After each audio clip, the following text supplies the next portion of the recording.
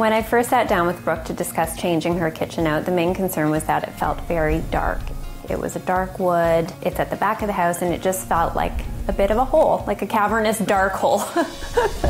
I kind of wanted to come in here and just paint everything white because it felt very heavy. So we utilized what we could and made better use of the space. The new kitchen that we installed was completely custom, which was great because it allowed us the opportunity to make great use of the space and make sure every last little bit was functional. The stove was jammed into the side wall. When we centered the range over the main wall, it became the focal point. So we kind of splurged on the range hood, and I'm glad we did because it's really great. I love to mix metals. It's nice to have one element in the kitchen that ties all of those different metals together, and for this kitchen, that's the range hood. We kept all of the original appliances and selected a new faucet and sink from Blanco. One of the other main priorities within the kitchen was to give the feeling of added space.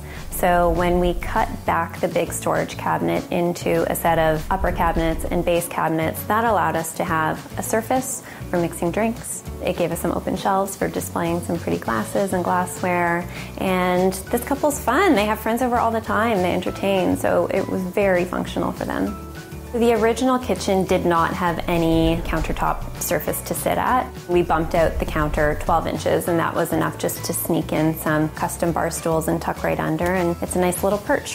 For the countertops and the backsplash, we chose a silestone. It won't scratch or stain or chip, but it has the effect of marble. You're also paying a lot less for it, which when you're doing a custom kitchen comes in handy.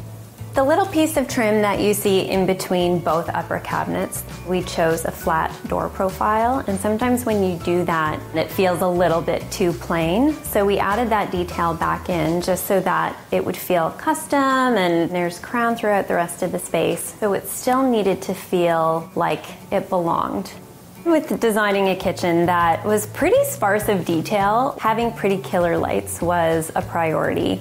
They are definitely the focal point, and they're pretty fun. And again, this is a young, fun couple, so it was important to all of us that it felt fresh and new and just kind of cool. I think the homeowners are happy to finally have their kitchen back because this was a really long reno. But at the end of the day, when you're happy with the end result, it's all worth it.